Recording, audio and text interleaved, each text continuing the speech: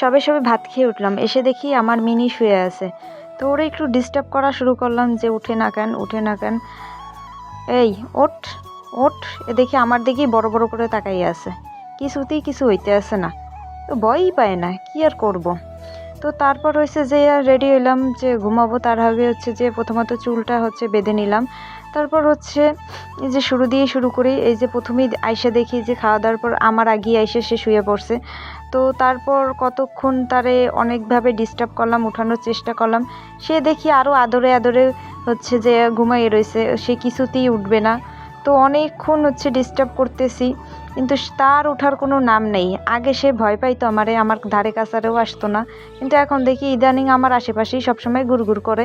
তারপর হচ্ছে চলে গেলাম ফেসের হচ্ছে যত্ন নিতে। তারপর হচ্ছে যে স্প্রে, তারপর হচ্ছে টোনার লাগাইলাম, তারপর হচ্ছে একটা ময়শ্চারাইজার ইউজ করলাম, তারপর হচ্ছে ঘুমাবো। তো এটা হচ্ছে নিয়মিত হচ্ছে স্কিন কেয়ার করি। আর তোমরা কারা কারা এরকম স্কিন কেয়ার করে থাকো তা হচ্ছে অবশ্যই কমেন্ট করো। এখন আবার জিজ্ঞাসা করো না কি দিছি, সেটা নাই বা বললাম।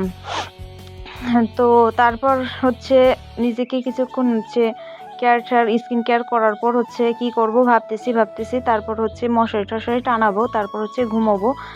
তো আজকের মতো এইটাই হচ্ছে আমার মিনি ব্লগ। তো তোমাদের কার কার আমার ব্লগ ভালো লাগছে কমেন্ট করে জানাইও। আর এরকম নিত্য নতুন ব্লগ দেখতে গেলে আমার চ্যানেলটাকে অবশ্যই ফলো দিয়ে পাশে থাইকো এবং হচ্ছে শেয়ার করে দিও।